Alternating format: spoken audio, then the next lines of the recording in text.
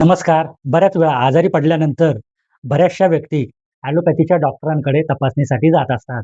अशा वेळेस ॲलोपॅथीचे डॉक्टर प्रथमतः त्या रुग्णाचा ब्लड प्रेशर मॉनिटर करतात आणि रक्तदाब जर वाढलेला असेल, तर त्या पद्धतीने किंवा त्यांच्या शास्त्रानुसार ॲलोपॅथीचे डॉक्टर्स योग्य प्रकारे ते निदान करून औषधोपचार सुरू करत असतात. आयुर्वेदानुसार 3 प्रकारचे दोष वर्णन केलेले आहेत. वातदोष, पित्तदोष आणि कफदोष.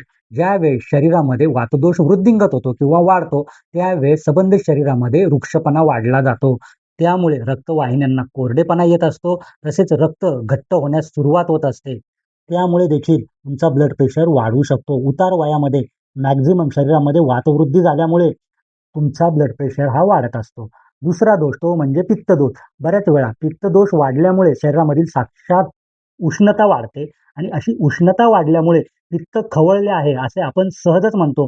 याचा अर्थ ज्यावेळेस तुमच्या शरीरामध्ये पित्तदोष वाढलेला असतो, तर त्याचा रक्तवाहिन्यांवरती एक प्रकारचा दाब निर्माण होतो. त्या पित्तामुळे असा दाब निर्माण झाल्यामुळे रक्तदाबाची संप्राप्ती आयुर्वेदानुसार घडू शकते. तिसरा दोष तो म्हणजे कफदोष. कफदोष शरीरामध्ये जर प्रमाणाबाहेर वाढलेला असेल, तर अशा वेळेस रक्ताची श्यानता वाढते किंवा रक्त चिकट होण्यास, घट्ट होण्यास सुरुवात होते आणि त्याच्यामुळे देखील रक्तवाहिन्यांमध्ये अवरोध निर्माण होऊन तुमचा बीपी वाढू शकतो. तुमचा वाढलेला रक्तदाब हा नक्की वातदोषामुळे आहे, पित्तदोषामुळे आहे की कफदोषामुळे आहे? हे जवळच्या तज्ञ आयुर्वेदिक वैद्यांच्या दवाखान्यामध्ये जाऊन तुम्ही चेक करून घ्या आणि त्यानुसार वैद्यांच्या मार्गदर्शनाखाली रक्तदाबासाठी शिरोधारा किंवा अभ्यंतर काही औषधी प्रयोग सुरू करा. जेणेकरून तुमचा ब्लड प्रेशर हा कायमस्वरूपी बरा होऊ शकतो.